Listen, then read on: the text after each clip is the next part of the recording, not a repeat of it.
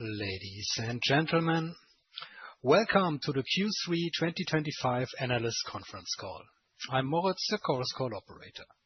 I would like to remind you that all participants will be in a listen-only mode and the conference is being recorded. The presentation will be followed by a question-and-answer session. You can register for questions at any time by pressing star and 1 on your telephone. For operator assistance, please press star and 0.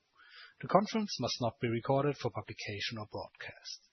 At this time, it's my pleasure to hand over to Ioana Patriniche, Head of Investor Relations. Please go ahead. Thank you for joining us for our third quarter 2025 results call.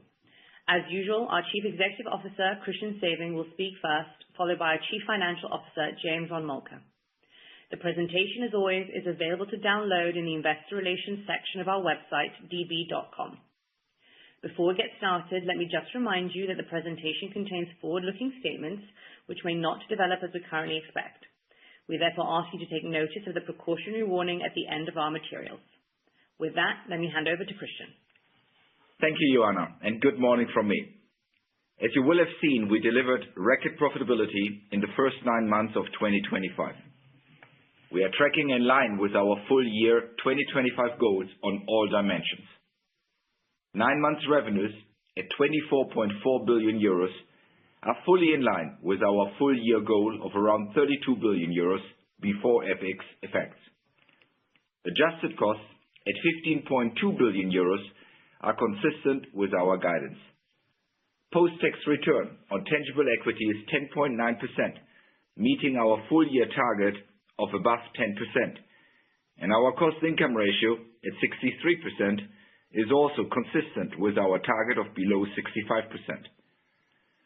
Profitability is significantly stronger than in the same period of 2024, even if adjusting for the Postbank litigation provision which impacted last year's result.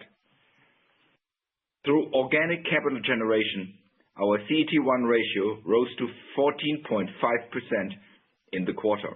This reflects our latest share buyback program, which we completed this month, and a significant proportion of next year's distributions. Asset quality remains solid, provisions were in line with expectations, and we had no exposure to recent high-profile cases. In short, we are fully focused on delivering on our 2025 targets. Let me now turn to the operating leverage which drove our profit growth on slide 3. Pre-provision profit was 9 billion euros in the first 9 months of 2025, up nearly 50% year-on-year, or nearly 30% if adjusted for the Postbank litigation impacts in both periods. Similarly, adjusted for the Postbank litigation impact, operating leverage was 9% and profit before tax was up 36%. We saw continued revenue growth of 7%, with momentum across the businesses. Net commission and fee income was up 5% year-on-year, while NII across key banking book segments and other funding was essentially stable. 74% of revenues came from more predictable revenue streams: the corporate bank, private bank, asset management, and the financing business in FIC. Cost discipline remained strong.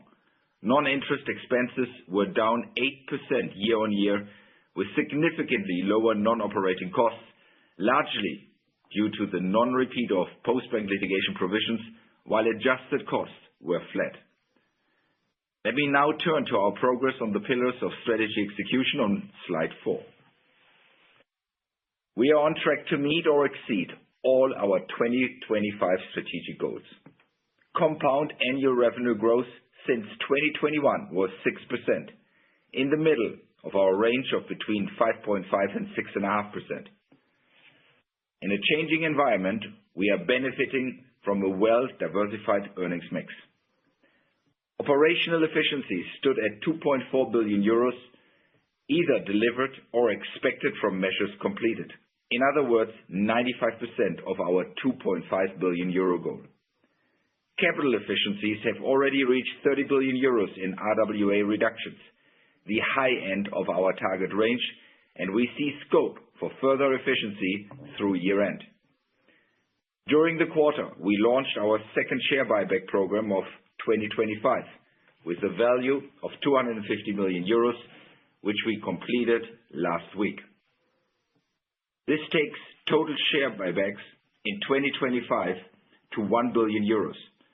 So together with our 2024 dividend paid in May this year, total capital distributions in 2025 reached 2.3 billion euros, up around 50% over 2024.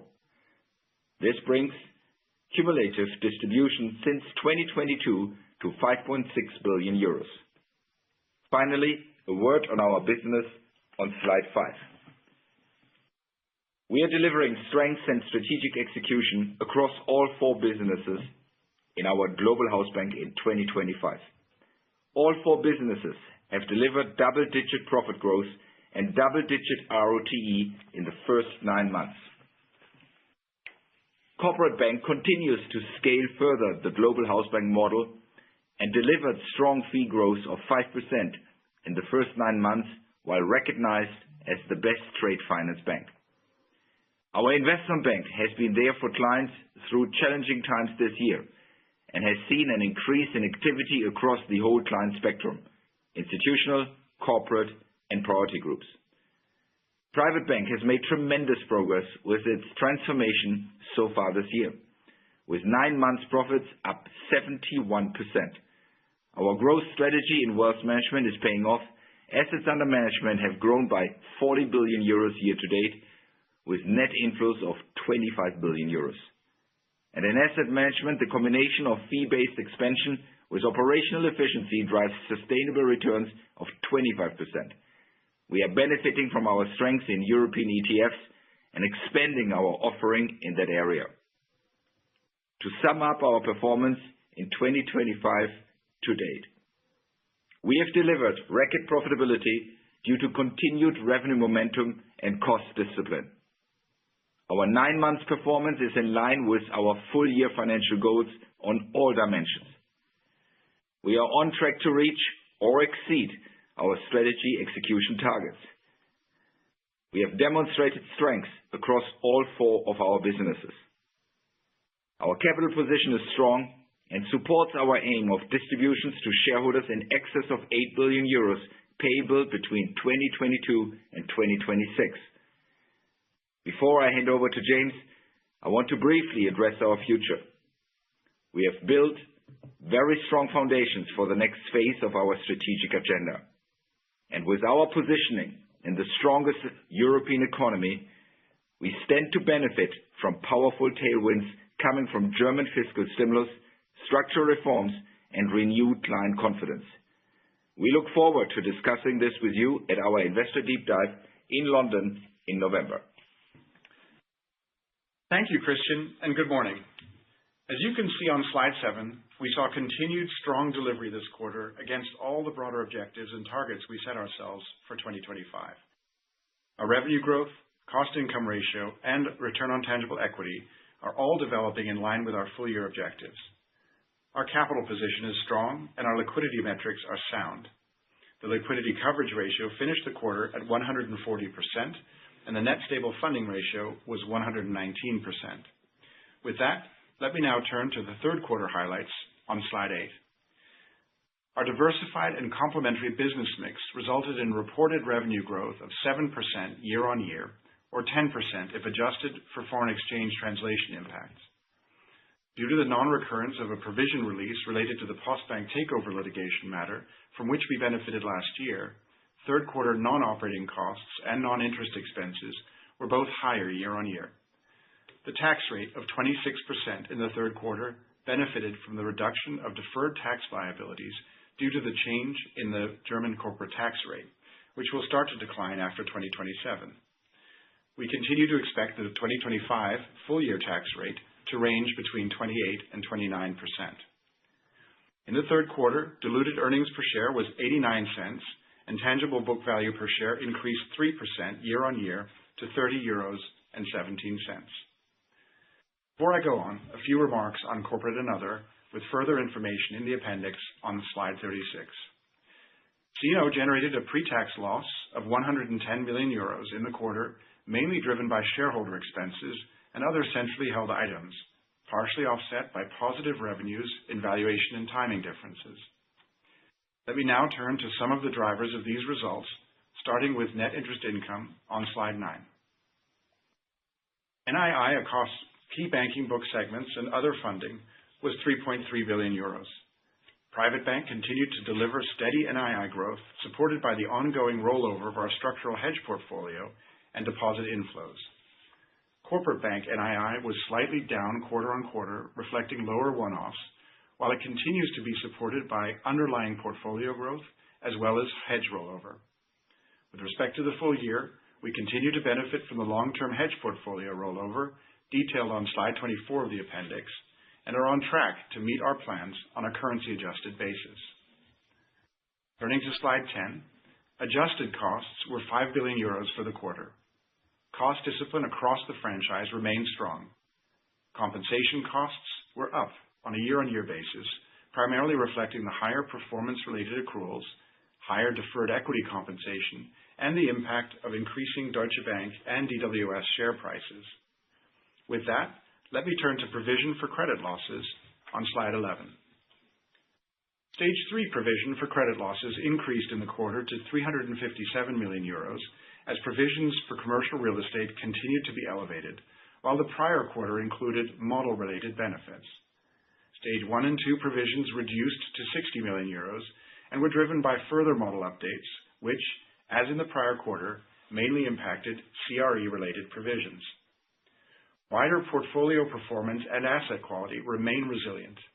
While the macroeconomic and geopolitical environment continues to create uncertainty, we continue to expect lower provisioning levels in the second half of the year relative to the first half year, primarily due to the expected absence of additional notable model effects impacting Stage 1 and 2. We are actively monitoring and managing risks from private credit, which, as outlined on slide 28, accounts for about 5% of our loan book. Our private credit exposure predominantly reflects lender finance facilities extended to high-quality financial sponsors backed by diversified pools of loans. These facilities are overwhelmingly investment-grade rated internally and are underwritten and maintained with conservative LTVs. We apply conservative underwriting standards, including our assessment of sponsor and investor quality, loan sizes, and structural features. We are comfortable with our portfolio, and as Christian said, we had no exposure to recent high-profile cases. As you might expect, we remain vigilant and have undertaken additional portfolio reviews in light of these events. With that, let me turn to capital on slide 12. Strong third-quarter earnings, net of AT1 coupon and dividend deductions, led to an increase in the CET1 ratio to 14.5%, up 26 basis points sequentially. RWA were flat during the quarter. As we head into the fourth quarter, let me remind you of the 27 basis point CET1 benefit we still have from the adoption of the Article 468 CRR transitional rule for unrealized gains and losses, which will expire at the end of the year. Also, following revised EBA guidance from June 2025 regarding the calculation of operational risk RWA under the new standardized approach, we must now perform the annual update of operational risk RWA already by the end of 2025, which is expected to lead to a 19 basis point drawdown in CET1 ratio terms. All else equal, therefore, these two items applied to the third quarter would lead to a pro forma CET1 ratio of approximately 14%, which is also roughly where we currently expect to finish the year. Our third quarter leverage ratio was 4.6%, down 11 basis points, principally from higher loans and commitments alongside increased settlement activity at quarter end. Tier 1 capital was essentially flat in the quarter as the derecognition of the $1.25 billion AT1 instrument that we called in September materially offset the quarter-on-quarter increase in CET1 capital. Let us now turn to performance in our businesses, starting with the Corporate Bank on slide 14. In the third quarter, Corporate Bank achieved a strong post-tax return on tangible equity of 16.2% and a cost-income ratio of 63%, maintaining its high profitability. Both metrics showed a year-on-year improvement for the quarter as well as for the first 9 months of 2025. As anticipated in the previous quarter, corporate bank revenues remained essentially flat compared to the prior year quarter, demonstrating resilience in a challenging environment.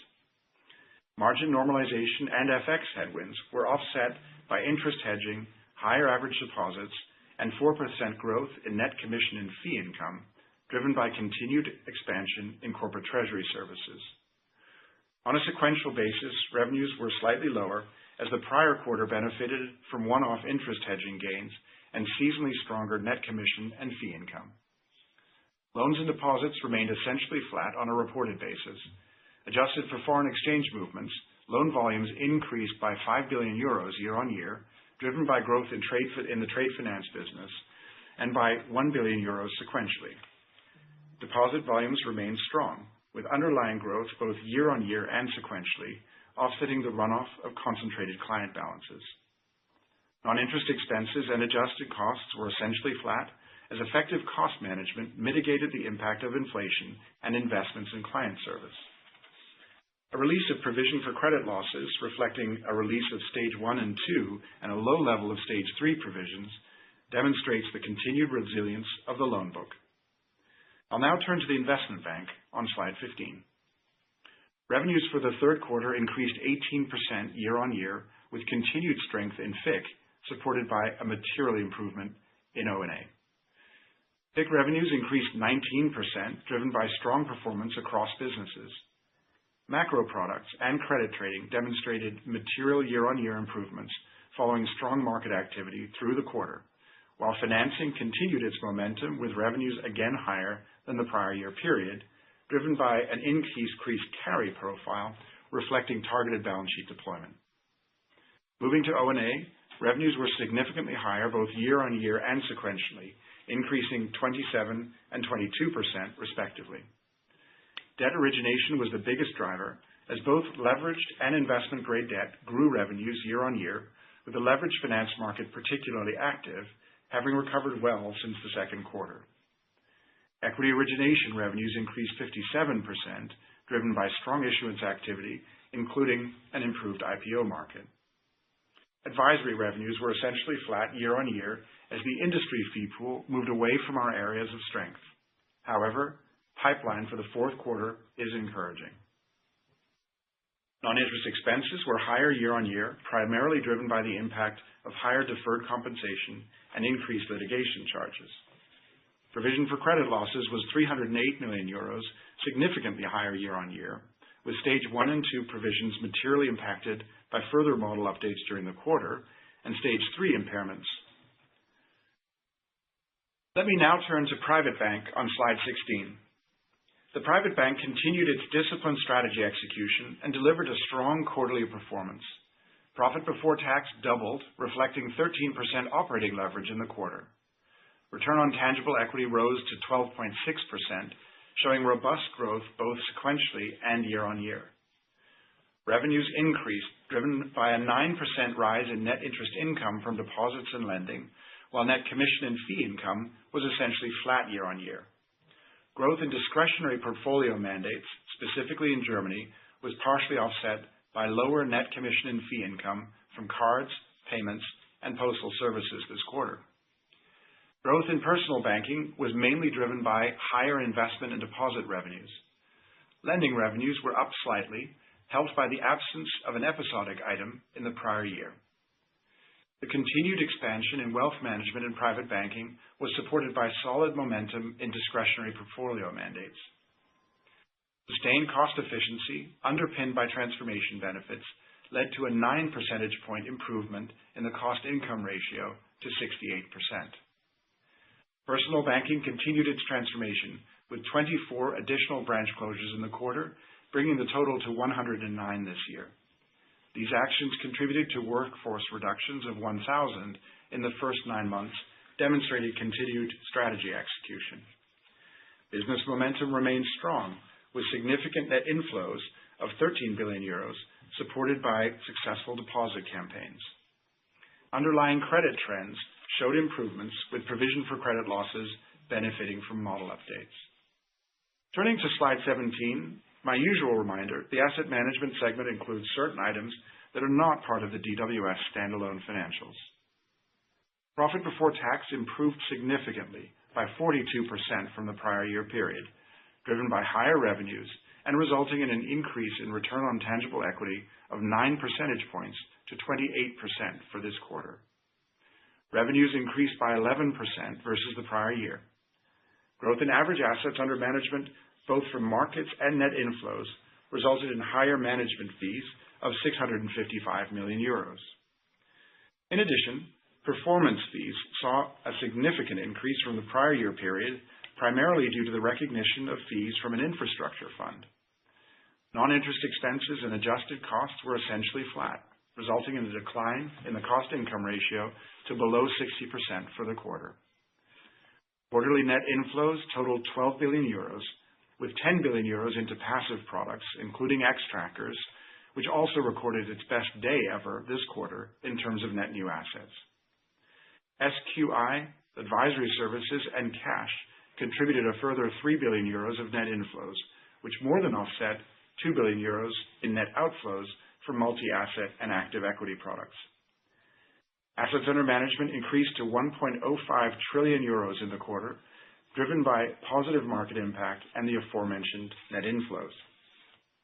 During the quarter, DWS received the necessary licenses to open a new office in Abu Dhabi, strengthening its regional presence and client engagement in the Middle East, reinforcing its position as the preferred gateway to Europe for global investors. For further details, please have a look at DWS's disclosure on their investor relations website. Turning to the outlook on slide 18, we are on track to meet our full year 2025 targets and remain confident in our trajectory to deliver a return on tangible equity of above 10% and a cost-income ratio of below 65%. Our year-to-date performance supports our revenue and expense objectives. Our asset quality remains solid, and despite uncertainty from developments around CRE as well as the macroeconomic environment, we continue to anticipate lower provisioning levels in the second half. Our strong capital position and third quarter profit growth provide a solid foundation as we head into 2026. We also completed our second buyback, taking total buybacks in 2025 to 1 billion euros, and we reiterate our commitment to outperforming our 8 billion euro distribution target. And we look forward to providing you with an update on our forward-looking strategy and financial trajectory at our next investor deep dive on November 17th. With that, let me hand back to Joanna, and we look forward to your questions. Thank you, James. Operator, we're now ready to take questions. Ladies and gentlemen, we will now begin the question and answer session. Anyone who wishes to ask a question may press star and one on their telephone. You will hear a tone to confirm that you have entered the queue. If you wish to remove yourself from the question queue, you may press star and two. Questioners on the phone are requested to disable the loudspeaker mode and eventually turn off the volume from the webcast while asking a question. Anyone who has a question may press star and one at this time. One moment for the first question, please. And the first question comes from Tarik El Mejjad from Bank of America. Please go ahead. Hi, good morning, and thank you for taking my questions. Two from my side, please. First, you printed a strong Q3 results, which put you well on track to deliver on your 25 targets, being revenues, cost, ROTE, or capital. Can you run us through your thoughts on achieving your 25 targets and whether, more importantly, Q4 would see similar or better trend than Q3, or on the flip side, we should expect some or could be some negative surprises? I'm always asking this because it's very important and it sets the tone for the trajectory and credibility of your medium-term targets to be released in 3 weeks' time. The second question, longer term, can you please discuss how a bank like yours would benefit from the German fiscal stimulus? How important is it as a lever to your medium-term profitability? And maybe you can take an opportunity to update us on how the implementation of fiscal stimulus is going and the merits of it. Thank you. Good morning, everybody. Good morning, Tarik. Thank you for your question. Let me start on both questions. First of all, we agree with you. It's unbelievably important that we achieve our targets for 2025 to further build up the credibility. But to be honest, we are highly confident in doing so. First of all, let me reiterate again also what James said at the end of his comments. We are really happy with the first 9 months performance. I think it really shows our strengths. And it also actually shows the continuous improvement, the momentum, the validity of the strategy, and in particular in the times where we are with these geopolitical uncertainties, this concept of the global house bank is actually gathering more and more momentum, and clients want our advice, be it private clients, corporate clients, institutional clients. And therefore, to be honest, I'm really confident that we see this momentum also going into Q4. On the revenue side, look, we had a robust, actually, I would say a very good start in October on the investment banking side. We have a good visibility when it comes to the pipeline on the O&A side for Q4. And the predictable or more predictable businesses are looking very solid for the fourth quarter. In particular, private bank and asset management. On the asset management side, look, it's not yet over the year, but I would expect higher performance fees even coming in. So there is even some upside to the already quite positive outlook. So from a revenue point of view, while Q4 is always seasonally a bit weaker than the others, but it's actually in line with our plan, even potentially higher than the plan, and that makes me absolutely confident that we can achieve the 32 billion. I think we know how to manage costs. We have shown that quarter by quarter. The same discipline will be applied to the cost line in Q4. And therefore, I think simply from an operating performance, I'm confident that we show another good quarter. From a risk point of view, look, we are there, what we told you at the end of Q2, that the second half of 2025 will show lower provisions than the first half. We have started to see that in Q3. And from a credit portfolio point of view, I'm confident, I feel comfortable. We haven't been involved in those cases which were quite heavy in the media. Shows actually the underwriting criteria we have, the discipline we have, and therefore I'm confident there. And that shows me overall, while there is always obviously some seasonal issues, but looking actually at Q4, it all adds to my high confidence that we will meet and potentially even exceed our targets when it comes to return on equity, when it comes to the cost-income ratio, and also, as important actually, to our target to shareholder distributions well above 8 billion. And therefore, I think we also have actually a very, very good capital story, and I'm sure James will talk about that.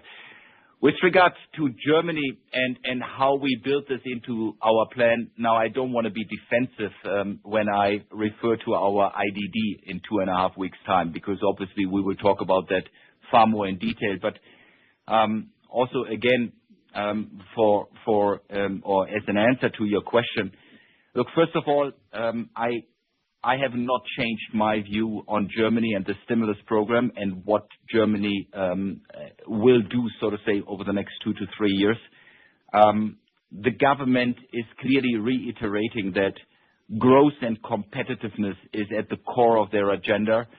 And while there is noise about the speed of implementation, which I understand, we all wish even for a speedier implementation, we should also actually think about what has been done next to the, so to say, adjustment of the debt brake. And actually, there are very concrete discussions between the government and other institutions, including ours, how to deploy now the 500 billion, be it on infrastructure or be it on defense. But we have seen other reforms on the tax side, the investment booster, initial changes to social and pension reforms. And look, when we discuss with the government, there is clearly more to come. And therefore, we are very optimistic that Germany is able to grow by 1.5% in 2026. I can also see actually that, again, while the private corporates are calling for even speedier implementation, Actually, on Monday, it came out that the IFO Business Climate Index was at the highest level since 2022. Now, this is also much needed, but you can see that it's going into the right direction. You know about this Made for Germany initiative. Since the start, end of July, when I reported here for the first time, we have almost doubled the number of companies which are participating. We are now at a committed number of more than 730 billion of revenues, of investments, I'm sorry, not revenues, of investments committed for the next 3 years.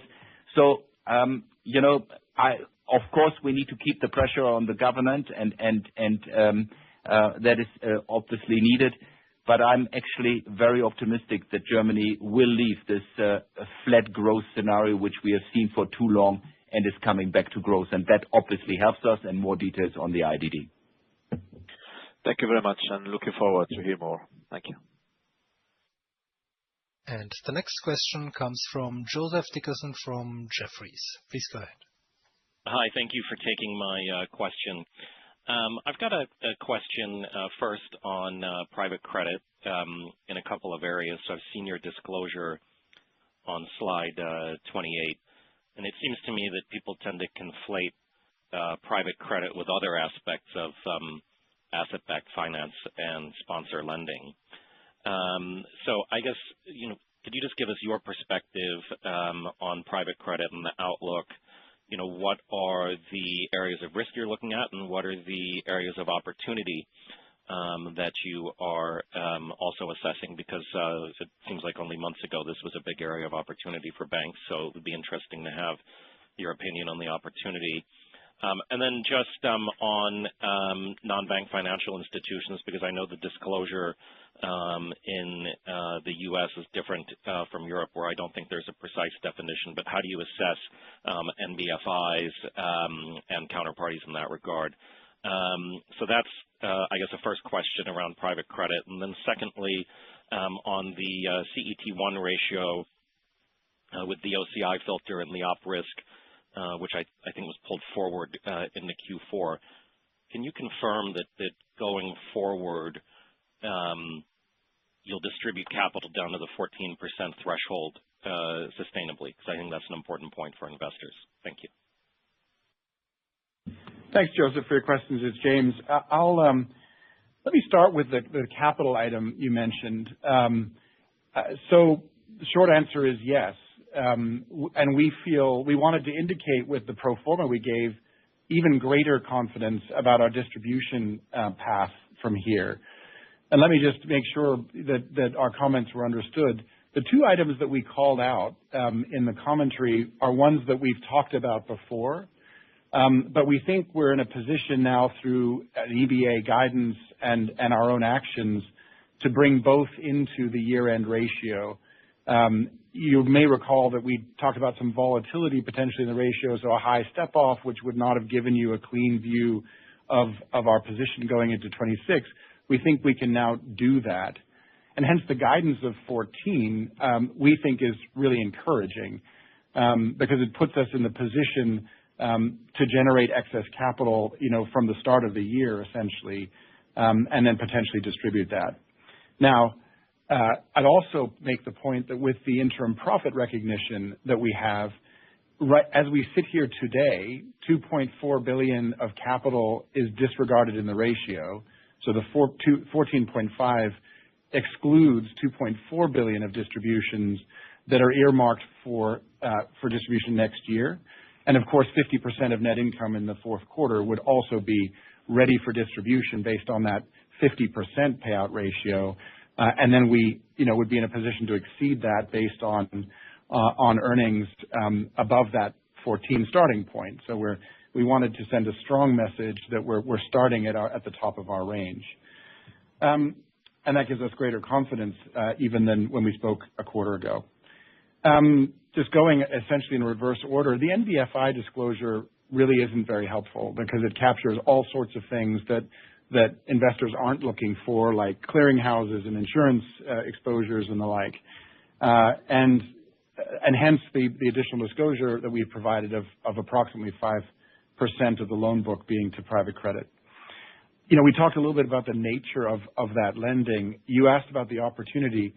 Look, we've been in this market for a very long time. So the FIC financing business is not new for us. We've been in structured credit lending for many, many years. And as a consequence, we think we have real capabilities to innovate and take advantage of opportunities in the market as they develop from here. We also have a good track record in terms of underwriting and a discipline against our risk appetite. And so while we do see spread compression in the business that's coming from the additional capital going into private credit, whether that's from banks or from private credit industry players, we also see opportunities to innovate and grow the book. We've been very disciplined, as I say, in that business, but it is one that we've successfully and I think profitably grown in the past, and we think that's continuing, notwithstanding the spread compression point I made earlier. Great, thank you. So just to conclude on the Q4 capital position, it sounds like you're creating a position of strength for next year. Position of strength, absolutely. Yep. We talked about the OCI filter starting in the third quarter of last year. It was a feature of CRR3 that we and other banks availed ourselves of. So a temporary protection of about 800 million in unrealized losses on essentially sovereign debt. And then we've also talked about the fact that in the old regulatory guidance, we would only recognize op-risk RWA increases in the standardized approach that refer to the prior year's revenues. Based on new EBA guidance, that's expected to be recognized already in the year.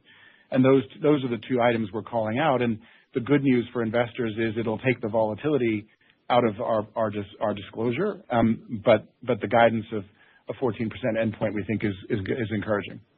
That's fantastic. Thank you. And the next question comes from Giulia Miotto from Morgan Stanley. Please go ahead. Thank you. I want to first follow up on the capital distribution point. Is it fair to expect two buybacks next year? So one with Q4, of course, and then the second one, I don't know, perhaps towards mid-year results, given that you start already from 14%, you build excess capital from there, and you intend to distribute everything down to 14%. And to be clear, I'm trying to confirm that there are no potential downgrades to the at least 1.5 billion of buybacks expected in 26 from consensus. And then secondly, thank you for the additional disclosure on private credit. That's helpful. I think you stated that these are exposures to high-quality lenders, investment grade with conservative LTV. Do you disclose the average LTV and also concentration? How big is the largest exposure? Would you be able to give these numbers, which I think could reassure investors even further? Thank you. Sure, Julia, thank you. So again, going to the distribution piece, yes is the short answer. We're all kind of reacting to the rules as they have evolved in Europe as to how to craft distribution policies and go through the approval hurdles. But in our case, I think investors should expect that in the first half, maybe 7-8 months of the year, we would be in a position to distribute what is accrued, if you like, on the basis of that 50%. And then assuming there is in our capital plan excess capital, then it would take a second application and second approval process to do that, actually similar to what we ultimately did this year. But obviously, as net income rises and the forward view comes into focus, those numbers essentially increase with earnings. The other thing just to point out is that we talked about last quarter this sort of sustainably above concept, and what I want to make clear is that it means that in our capital plan, that amount of capital above 14 isn't just a flash in the pan goes away, but it also means that opportunities that we see in the capital plan as they materialize also can produce excess capital. To give you an example, FRTB is still in our capital plan, and were that to be pushed out or amended, that then our capital plan would potentially show additional excess capital. Equally, good news, or in the sense of slower demand for capital in the businesses, can also create excess capital. So I want to be clear that that's how it works. And therefore, Julia, in your framing of it, that's what the second application would then take into account with the passage of time. On private credit, we do disclose on page 28 the LTV associated with that 75% block that we refer to as lender finance. So that's the diversified pools of credit that have back leverage against them, and that is below 60% with an LTV maintenance covenant in I think most or all of the facilities, and that's actually reasonably typical of the type of lending here. In fact, when you go into other types of private capital lending, say subscription finance or NAV financing, you find LTVs even lower. In the case of NAV financing, significantly lower than that 60%. So we take it to be, except in the case of, fraud, and fraud only really hurts you when you're in a single lender facility or single asset facility. And we have a very small exposure to that type of non-recourse single asset as a percentage, again, of that 5% of the loan book. So hopefully that gives you some color for what the exposures look like. Thank you very much. This was super clear. Just if I can follow up, can you quantify the exposure to this single lender facility that you just mentioned? I think it's less than 5% of the 5% by memory. So it's a very small exposure. And actually, I would add to that, Julia, that in those cases, given that it's single asset, the oversight that we put and the LTVs we're willing to lend at, are even more conservative than when it's a pool. So, we again, no one is ever going to be perfect in lending, but we feel that these portfolios are very robust in terms of their protection, attachment points and oversight. Great, thank you. And the last follow-up, the 60% LTV is on 75% of this private credit exposure. On the remaining 25, what sort of LTVs do you have? Average would be lower than the 60%, lower than, given okay. given the composition that I mentioned of what is otherwise there. Perfect, thank you. Then the next question comes from Flora Bocahut from Barclays. Please go ahead. Yes, good morning. I wanted to ask you a first question on the op risk comment you made, regarding the annual update that is coming at year end. I just want to understand how much of a one-off this is, because you mentioned annual event, when you comment on it. So is this something that's going to hit again every year? And if so, do you have an idea of the magnitude? So just to assess how recurring an event this could be. And the second question is on the corporate bank revenues. The fee growth is clearly positive, but has been slowing a bit this quarter. The NII declined slightly sequentially, which you commented on. For you to make the guidance for the full year, it would imply a boost suddenly sequentially in that revenues for Q4. So anything you can give us on how confident you are that there is going to be a rebound Q on Q in the corporate bank revenues in Q4? Thank you. Thanks, Flora. Yes, the op risk item is now a permanent feature in the standardized approach to operational risk RWA. It also, by the way, removes the volatility intra-year. So we will record a number in December, and that will be flat through the balance of the year. I think it runs off a 3-year average. So each year you have to update for that year's new revenue number in the 3-year. On CB, I do think we're looking at what I'll call a trough in revenues. Now, I think we want to be a little bit cautious about that prediction, but to us, NII should be passing through a trough, a sort of a mild increase going into Q4. But beyond that, fee and commission income, there's always, remember, a little bit of sequential seasonality. Q2 tends to be the highest quarter of the year because of dividend season and what happens in the trust and agency business. So Q3 is always a little bit softer, but this steady build of the fee and commission income streams in the corporate bank, we expect to continue in the years ahead. Obviously, we'll talk more about that on November 17th. But it has so I would expect to see Q4, continue to show momentum, perhaps accelerating momentum against where we've been very recently. And again, it's a business where you compete for business with RFPs and put on the business, so you have some visibility into, if you like, a pipeline of new activity coming through in corporate bank. Let me just add to the last point. I think this is a really good point James is making.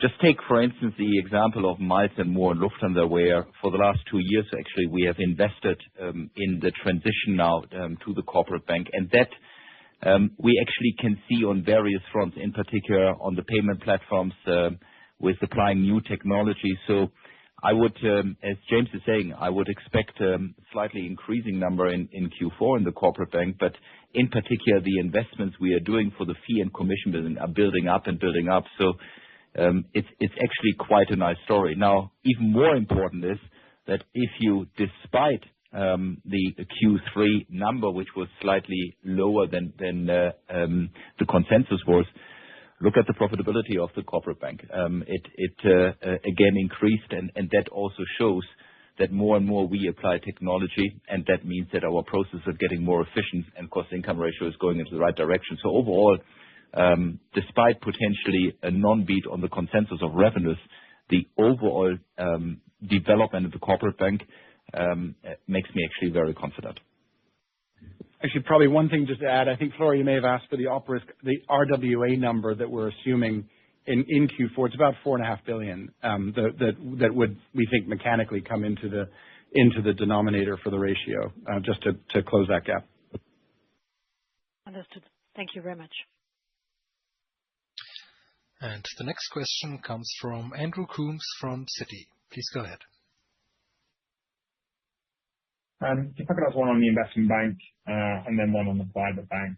So on the investment bank, if you take the provisions, you talked about model effects driving higher stage 1 and 2, but perhaps you could elaborate on that and confirm that that's a one-off model change. You wouldn't expect it to repeat.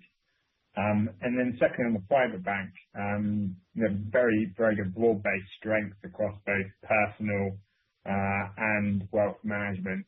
It looks like the margin trends you're seeing there, particularly around the deposit book, are very different to the corporate bank. So perhaps you could touch upon that. And also the operating leverage in that business.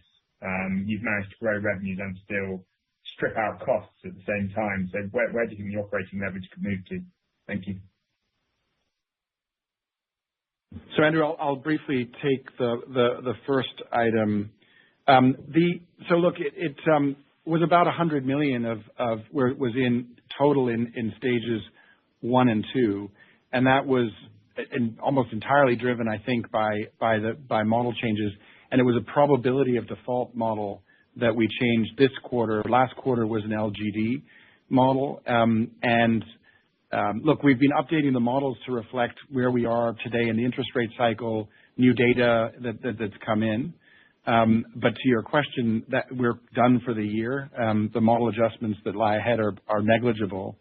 And actually, over the full year, full firm, the model impacts will also be relatively immaterial. So that's what it is in there. So 100 of the 300 was model items, 100 thereabouts was CRE.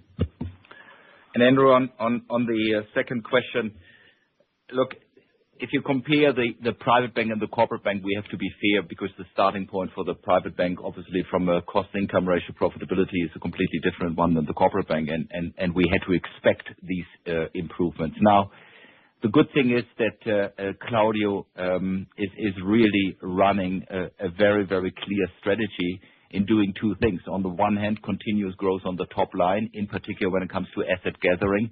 If you look at the assets under management in wealth management, but also in the private bank with the deposit campaign and strategy, it's really looking well. And, I told you in my initial remarks to the first question that I expect actually that the private bank will also show a very solid Q4. And on the other hand, all the investments we have done over the last years are actually finally paying off in terms of cost saves. And that makes me most confident that next to the nice continuous top line growth, we will see a continued flow of cost reduction because we are going more and more into straight-through processes, in particular in personal banking. You have seen, so to say, month by month, new items when it comes to digital technologies, whether it's a new mobile app, and you can see that these investments are paying off and that costs are coming down. We are continuously reducing our branches and move into a more digital setup. So that momentum which you see is obviously forecasted and expected to hold also into the next years. But when you compare to the corporate bank, we need to be fair. It was a different starting point.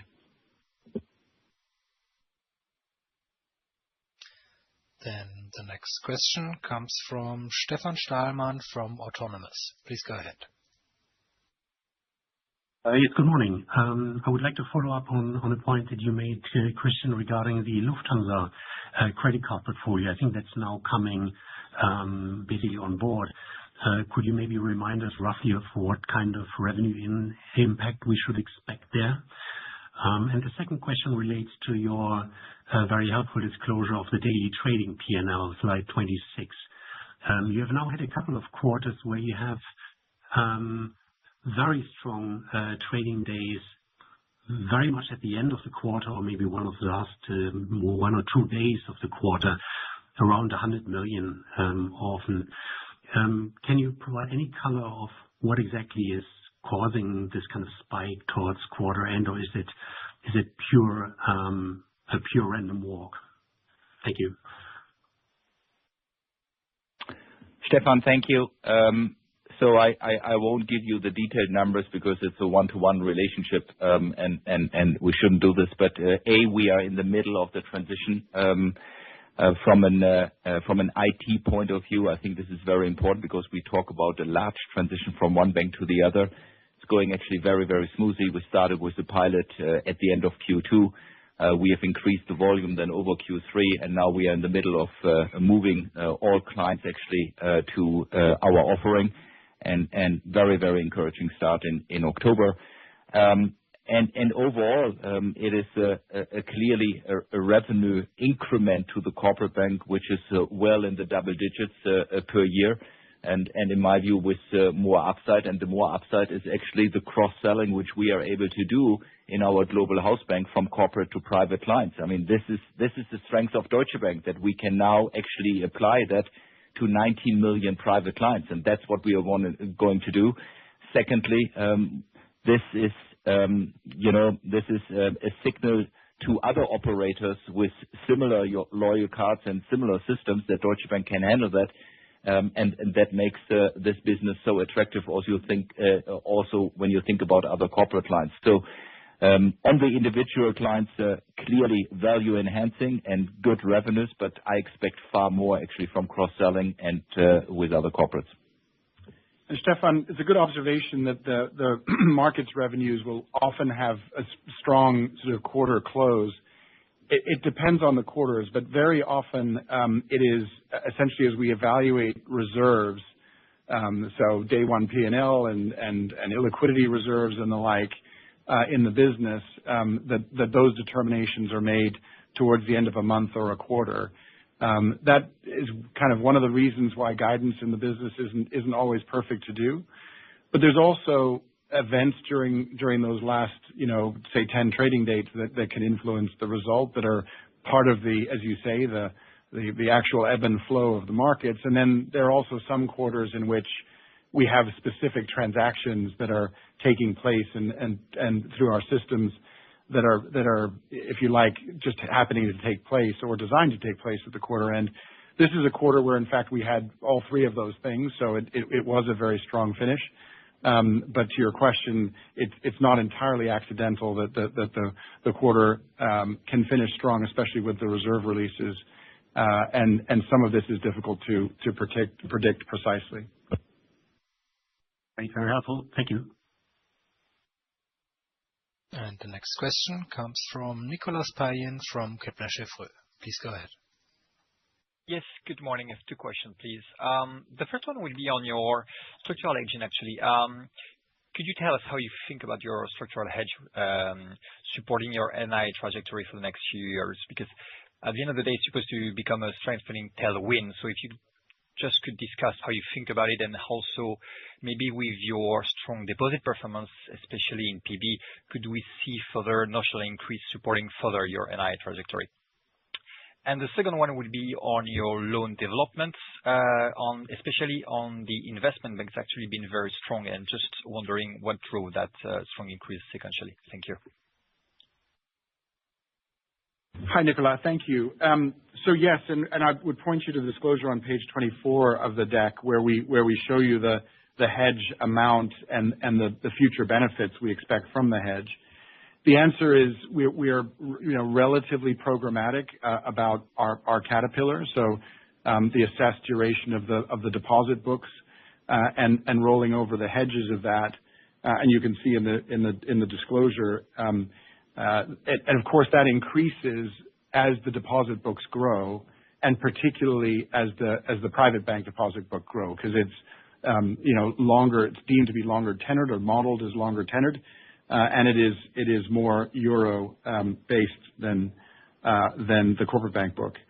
So that what we're showing you is essentially what that just the model or the hedge revenues will be in the future. And they do benefit from growth. Think of it as a static portfolio here, but growth in deposits, will increase that going forward further. I want to make one other point here. I think we've talked to this in one of the previous calls, but we also, take positions to anticipate deposit growth or protect ourselves from specific market environments that we see. So it is a little bit more dynamic than simply this one 10-year caterpillar, but in essence, it produces the revenues that you see here. What's driven the loan growth in the investment bank? Over the course of the year, it's principally been in the private credit portfolio that we talked about. So we have seen good opportunities to deploy the balance sheet there. But also O&A has seen some growth, essentially as the business grows and we see more activity. You've also seen some deployment there. Then the next question comes from Tom Hallett from KBW. Please go ahead. Hi, thank you for taking my questions. So firstly, I'm just wondering if there are any underperforming assets on your books which may be deemed non-core. Because I can see some articles on a DWS data center sale in the pipes. There's previously been talk about India and possibly Poland. And then secondly, maybe thinking a little bit ahead and possibly to the Investor Day, but will you look to run the business on a cost-income basis or an operating leverage basis or absolute basis? And what are the hurdle rates for allocating capital out to the businesses? And I kind of say that because I see the allocations continue to increase towards the investment bank. Thank you. So Tom, I'll take that, and Christian may want to add. Let me just first of all say that I don't want to speak to specific, actions or events in terms of things we might exit until we're done with that. But certainly we're looking at the businesses, and we've talked about this since Q4 with this SVA shareholder value add lens, with a real focus on driving more of the balance sheet to being above hurdle, and showing real discipline there. Now, there are a number of ways to do that. It can be pricing, it can be again, reallocation of capital internally. But we do have that discipline, and we'll talk more about that on November 17th when we come together for the investor deep dive. I think you said it all, and the only thing is, Tom, I think we already started to implement that step by step. You have seen some action already in the German mortgage book, where Claudio decided to exit sub-businesses exactly for that reason. I think we are now in the position to do this, whether it's on the pricing side, whether it's on the more consequent capital allocation. So as James is saying, you will hear far more on that on November 17th, but I can also tell you that we started to do that, and it shows the first very positive impacts, like you see in the private bank. Okay, thank you. And the next question comes from Anke Reingen from RBC. Please go ahead. Yeah, good morning, and thank you for taking my question. The first is just coming back on private credit. I mean, I guess you gave quite a lot of detail on the credit side, but can you sort of like give us an indication on how much the business has sort of like contributed to the top line on businesses with private credit and driven the growth, just in terms of if there could potentially be a risk if that area is becoming under more scrutiny? And then secondly, I know we have your investor day coming up in November, but just looking backwards and acknowledging 2025 isn't quite completed. But if you look back on the 2022-2025 plan, what are sort of like the lessons learned in terms of good and bad when you embark on your new plan? Thank you very much. Goodness, the second is a long open-ended question that I might give to Christian, but we'll both have, I think, lessons learned to share from the last several years. Look, I would simply point to the financing, the FIC financing revenues you see on page 15, and obviously it's not all private credit. There are other activities than private credit in there, including, incidentally, commission and fee income that typically is earned from distribution of assets. So whether it's asset-backed facilities or warehousing of say CMBS before issuance. So there's a bunch of things going on. To your point about risk, look, it's a banking book business, which we think is attractive in terms of its stability in the revenues. Its predictability in terms of the spread that we can earn, and its risk profile. I mean, we've been, as we've been preparing for today, we've been racking our brains as to whether we have had a risk event, sort of a loss event, at least in the portfolios we've been talking about today. And I said earlier that we think we've got some really good intellectual property. So is there a risk to the business in terms of, a difficulty in the cycle, potentially, but to be honest, given the nature of the business, we don't really see that, or our own appetite, acknowledging that our appetite has been disciplined and consistent over the years as we've been in the business. So the short version is we like the business. We think we can continue to grow, but we'll grow in a measured and sort of risk appropriate way. Look, Anke, really good question, and I actually need to think a little bit longer about that. But let me start with two or three lessons learned from a good point of view, from a good side, and then I give you also one where I think we could have done better. Number one, remember when we did this? That was 10 days after Russia invaded Ukraine, and a lot of people told us don't go for an IDD, and we did it. And that shows our underlying confidence in this bank, the strength of this bank, that the global house bank is exactly the right strategy, and that we continue with that IDD. And to be honest, I'm really proud of this organization, what they have delivered in those years, which were full of uncertainties, but they kept to the plan. The team worked very, very hard, and I think it was at the end of the day exactly the right decision to go out. And that was the first thing that if you are convinced with something, you should also be courageous, and we did this, and it was the right thing. Number two, lesson learned: whenever you do an IDD, you need to take your team on a journey, and it's not only sort of say for the market and for you, but it's also something where you need to motivate 90,000 people, and I think we did this. Can we do even that in a better way? Yes, and we learned some lessons, and you will see it then on November 17th when we talk about how we carry that out internally, because it's a story not only for the market but for our people, because our people are driving this bank. Number 3, I think the global house bank strategy in itself, huge success, and as I said, we can see that it's developing better and better from quarter to quarter, because people want to have their anchor in times of uncertainty, and that's actually we are that European answer to that. Number 4, with certain, so to say, portfolio decisions, we could have been more consequential, I would say, and that is certainly a lesson which we have learned, and you know what? There is now time to correct that, and therefore I'm looking forward to the next IDD. Thank you. And the next question comes from Chris Hallam from Goldman Sachs. Please go ahead.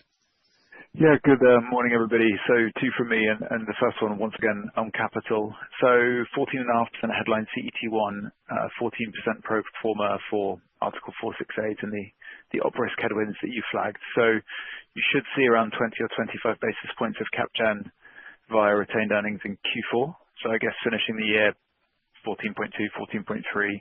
You've mentioned you want to finish around 14.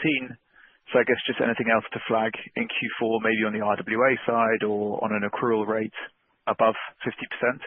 And then anything you can already see coming early next year. I'm just trying to think about what sort of position you're going to be in by the time we get to Q4 numbers and the AGM. And then the second, which is a slight follow-up to the points you made earlier, Christian. In the private bank, you've kind of had this story so far this year of growing deposits but declining loans.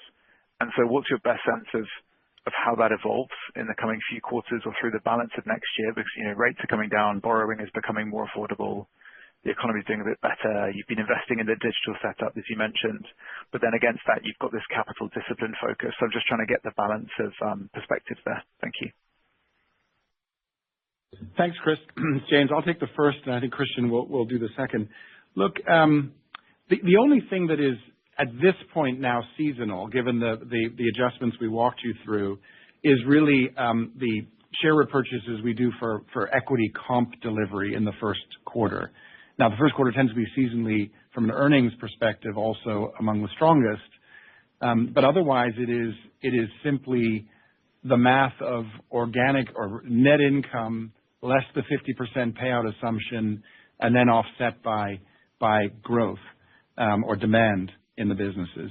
Now, sometimes we overestimate demand, and that can, as I said earlier, produce excess capital. But we, of course, wish to support the businesses, support clients with the capital deployment. So we want to be, reasonably conservative in our capital planning to ensure that we have that room to grow.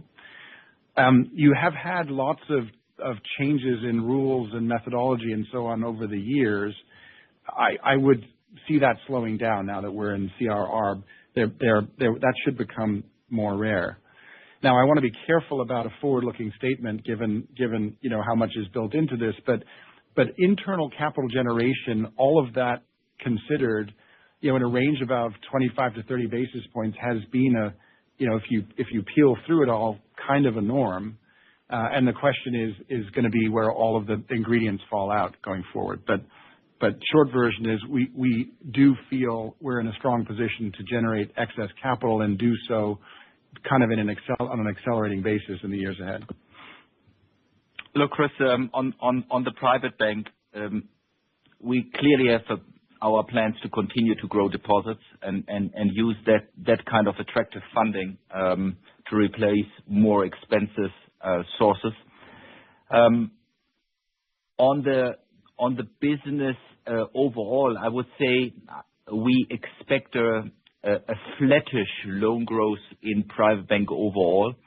Now, clearly, some growth to see in wealth management. I think it's an attractive area where we can actually grow, and we have plans to do so.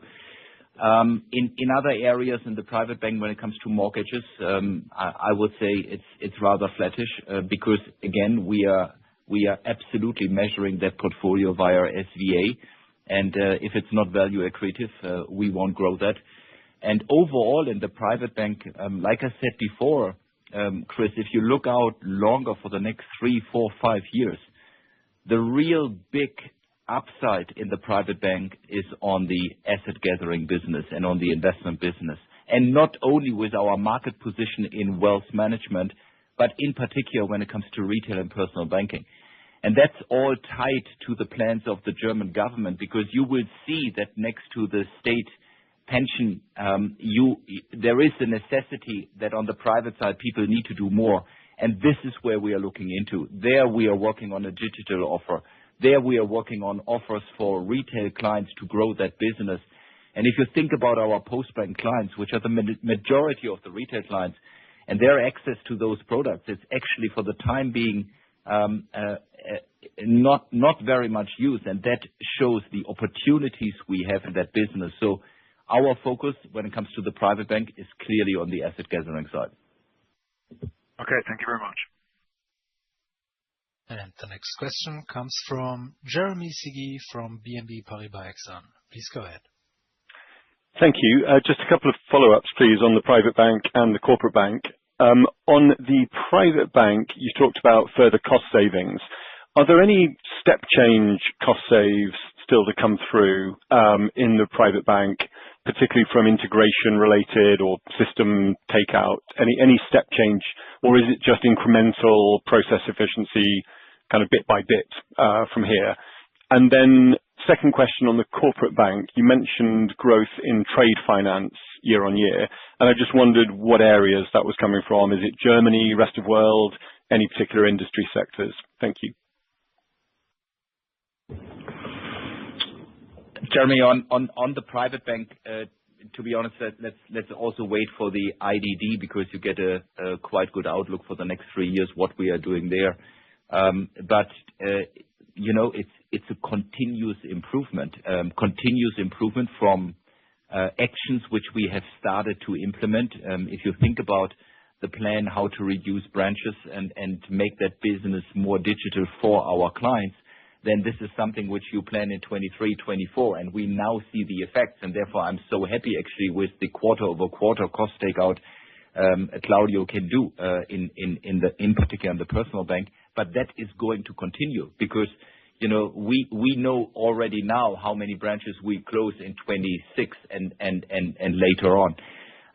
Secondly, we are working constantly on straight-through processing, and that is with regard to payments, that is with regard to the lending process, that is with regard to the investment process, and that is the reason why we have changed the bank initiatives and investments, and you will see that as obviously then cost efficiencies going forward.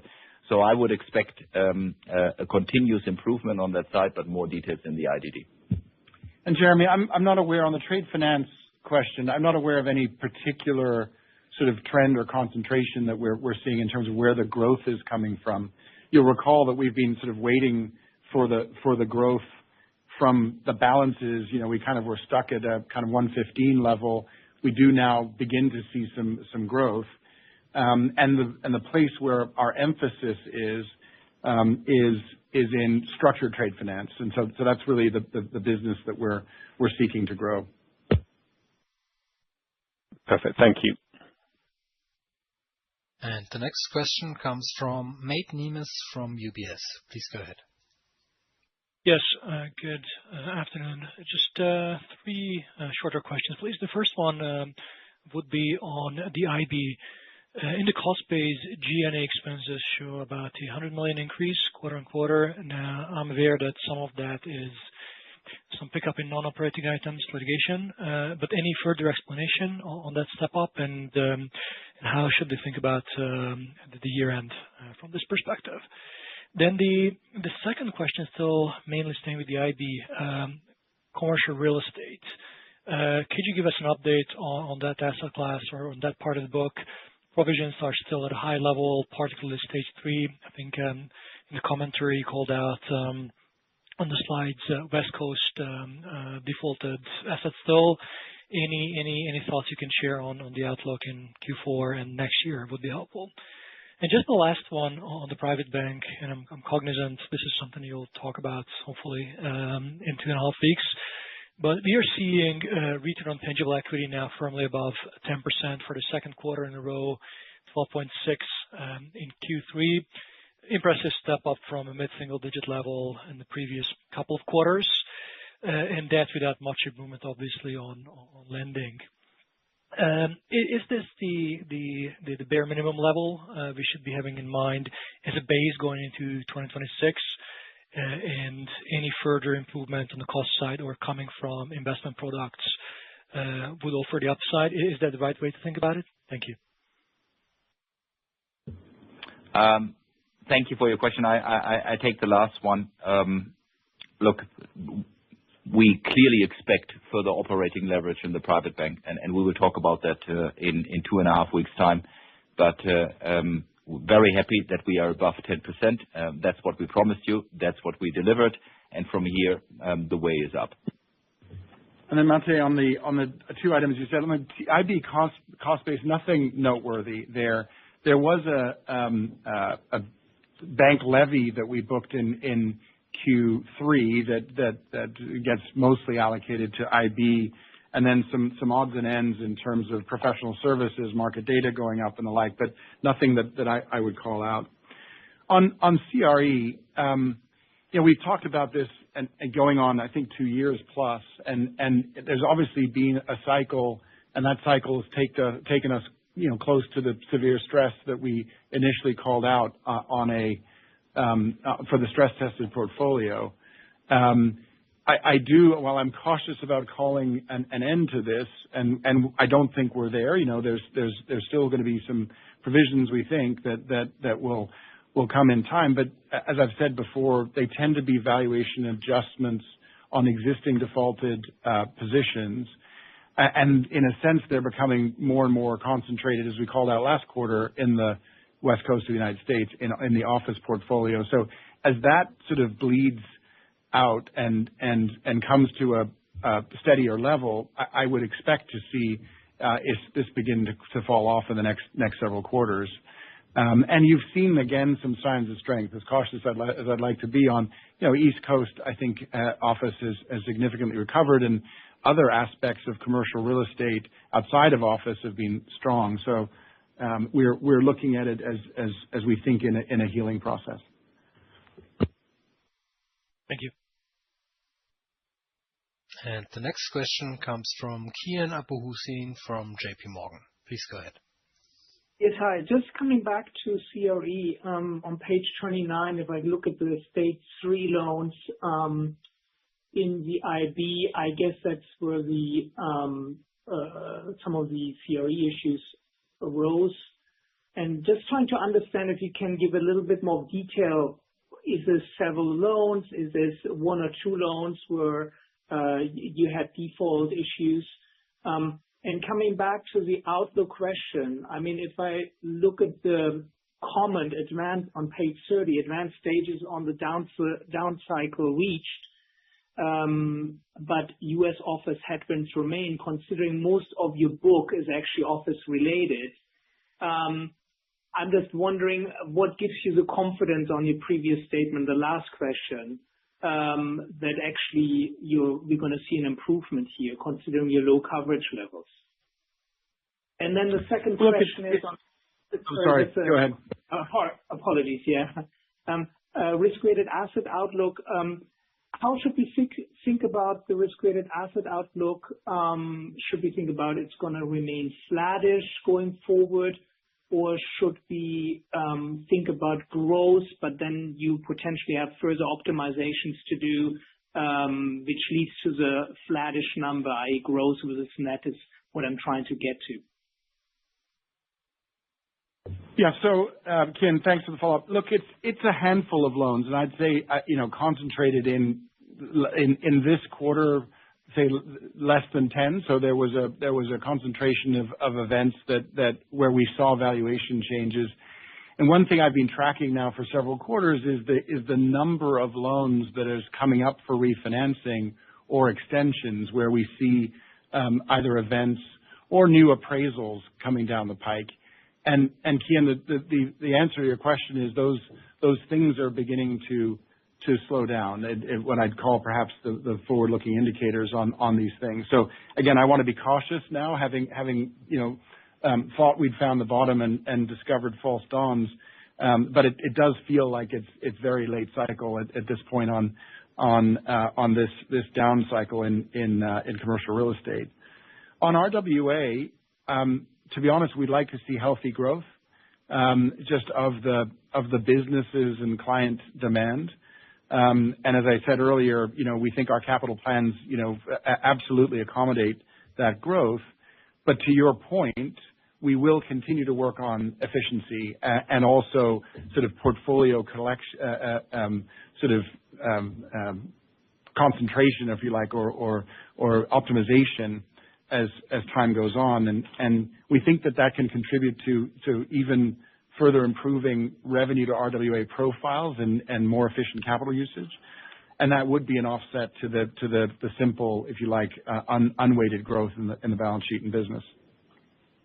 And just on when you say you're coming to the kind of end of the cycle of these kind of readjustments on the loans, the duration must be quite long, no? In the CRE book, more than 2 years at least. So I'm just wondering why we would think about having reached the peak or maturity of the cycle of making adjustments at this point. They're typically, Kian, 5-year. The structure is typically of 5 years. They tend to be extendable, and the point to your question is, we haven't done a great deal of new lending, so this is a portfolio that's now quite seasoned in terms of either having been extended and refinanced or having gone into default and through sort of a restructuring or into real estate owned. So it's really a question of seasoning of the existing portfolio and a forward look onto loans, as I say, that are coming up to events. But those that are still open, are robust properties, and that's other than a handful, and that's really what's giving us a forward view. Thank you.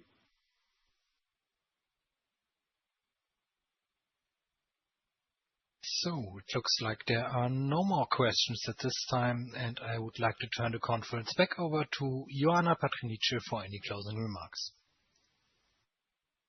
Thank you for joining us and for your questions. For any follow-ups, please come through to the Investor Relations team, and we look forward to speaking to you at our fourth quarter call.